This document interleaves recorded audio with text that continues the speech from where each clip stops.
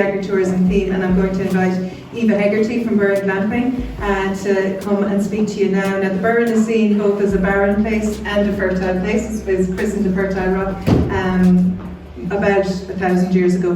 But Eva and her husband Stephen run a traditional, sustainable and eco-friendly farm on the edge of the Burren in Kilfenora in County Clare. They've won numerous awards, including the Hegarty Campbell's Natural Food Award.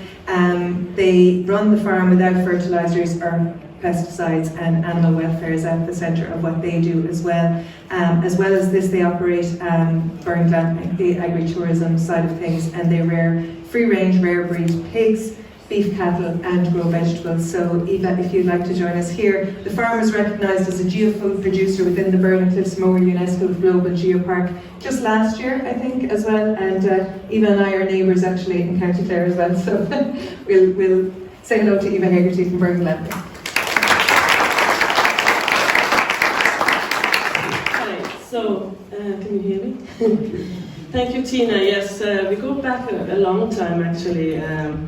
We can mention that a little bit later. Very inspiring talk by Brendan, and I see quite a lot of similarities from our own story. So you'll hear a little bit similar to that. So yeah, my name is Eva. I live on a small farm in the Burren in County Clare. I'm delighted to be taking part in this conference, as all the topics here today are very close to my heart. I'll touch on agritourism, agri-food and sustainable energy. I arrived in Ireland from Scandinavia at the end of '99 during the so-called Celtic Tiger era. The love of Irish traditional music and set dancing brought me to Céilís around the country, and after a couple of years I met my husband, who is a part-time farmer from Kilfenora. He took over the family farm a few years before my arrival. We also have a very small farm, 11 hectare, a fragmented farm, and Brendan has shown that it is possible to make a living from it, but the Burren is quite, we can't do that much on the rocky landscape, so we decided to diversify as well, and we started free-range rare breed pigs in 2007. And then in 2015 we converted an old vintage horse truck into a glamping accommodation. And we also keep a small herd of beef cattle according to the ancient traditional winterage system, which is unique to the Burren. There's a festival each year when this system is celebrated. Check it out, it's coming up actually next weekend. And next weekend also marks our 9th season with our glamping accommodation. We started, when we started, nobody knew what glamping was. We have been very lucky, as this has become a very popular alternative to hotels and B&Bs. We started off by listing it on Airbnb as well as our own website. It was a little bit slow starting off, but after also listing it on booking.com, it really took off, and now we usually start getting bookings already in January for the following summer season and get fully booked by spring. We have been featured on a couple of TV programs, which has helped numbers as well. We introduced a minimum of 2-night stays, as cleaning and washing sheets becomes quite laborious after a while, and it's not so good for the environment. Now, we often get visitors staying 3 to 4 nights, and that's much more than beneficial, as we get a chance to interact more with the guests. Children love meeting our farm animals and take part in daily routines. Plus, there's more activities in the area that we promote through our award-winning Burren Ecotourism network that we are members of. The network is affiliated with the Burren and Cliffs Moor UNESCO Global Geopark, and it won the Best Community Tourism Project by Lonely Planners in 2021, and the Geopark won Destination Leadership in the World Legacy Award by National Geographic in 2016, and Tina was very much involved in those days. We use different ways to promote the area. The website burren.ie, social media and maps that we can use for people when they're staying. So we have this pair of maps that we give to people.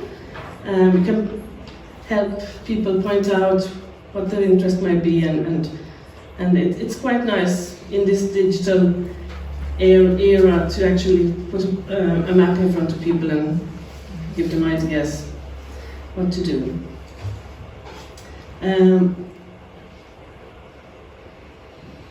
So it makes us very happy that we have more and more people coming and stay in North Clare. For decades, North Clare was only seen as a place where people drove through to go to the cliffs of Moher. And that's what was one of the factors that instigated the establishment of the network in 2011. Our initial idea was to get the visitors to stay another night. A couple of years later, we launched the Burren Food Trail with other food producers and restaurants. And last year we introduced the concept of geofood. You can compare that a little bit with the terroir in Italy and France. So, our farm is very small. We have 6 cows, which are never housed, and we move them onto dry ground above the turnips during the winter and early spring. The limestone rock that can be up to 800 meters deep in places acts like a natural storage heater, so the cows have what we call a dry lie and access to grass that has not been grazed throughout the summer months. The winter grazing is vital for the Burren ecosystem, as it removes the vegetation that could hamper the development of the flora in the spring and summer months. The Burren, thanks to the work of local farmers and innovative collaborative environmental programs, is now recognized as a unique and very distinct region to farm. You might have heard of the Burren Life from a few years back. The Burren's glacier karst limestone was formed about 330 million years ago, and through the years of ice ages, erosion and farming has become a unique landscape where plants grow side by side that are typically growing in the Mediterranean, the Alps and the Arctic. Through these farming practices, we are able to protect these special and beautiful flowers. My husband also works part-time in a local school and also as a tour guide in the Burren during the tourist season, so we have a sort of a cocktail of income streams. We also run our farm chemical-free. We don't use any fertilizers or pesticides. We have a reed bed treating our sewage, a geothermal heating system, and PV panels to generate electricity. We also have free-range hen that supplies with eggs, and have a garden and polytunnel for fruit and vegetables. We constructed a small natural pond shortly after building our house, and every year it's a delight to see a huge amount of frogs returning to their annual matchmaking gathering around mid-February. We installed a couple of bat boxes, and a few years ago we have noticed a significant increase in the bat population around the farm. So we have a couple of donkeys, and they function as our lawn mowers. We follow the no-mow-may principles, which brings plenty of dandelions. Some people consider them to be a dreaded weed, but we leave them for the pollinators in the springtime. We had a biodiversity study done on our farm, and it revealed a big number of native flowers and plants, lots of orchids. We have now just recently joined the New Acres scheme, which is very much in line with how we farm. We are looking into boxes for barn owls, among other biodiversity measures. So, like Brenda, we also sell our meats directly to our customers. I used to attend different farmers' markets, but now sell directly from our farm shop. Also, when guests are staying in a glamping accommodation, they have the option to having our award-winning breakfast with produce from our farm. I cook a traditional Irish breakfast with a twist, bringing in healthy options if they like, using vegetables like courgette scales and stuff for fritters, green smoothies, umami bites, etc.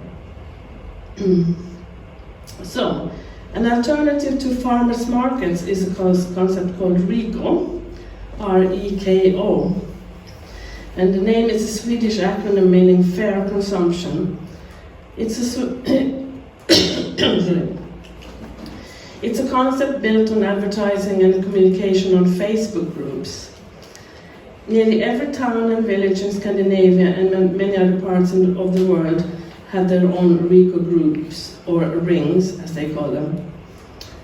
And according to my old school friend Thomas Snellman, who established this structure about 10 years ago, we have seen this model spread around to around 16 countries, including the US, and as far as Australia and South Africa. The producers put up a post each week of what they have to sell on Facebook, and then the customers order by responding and ordering their produce for that particular week.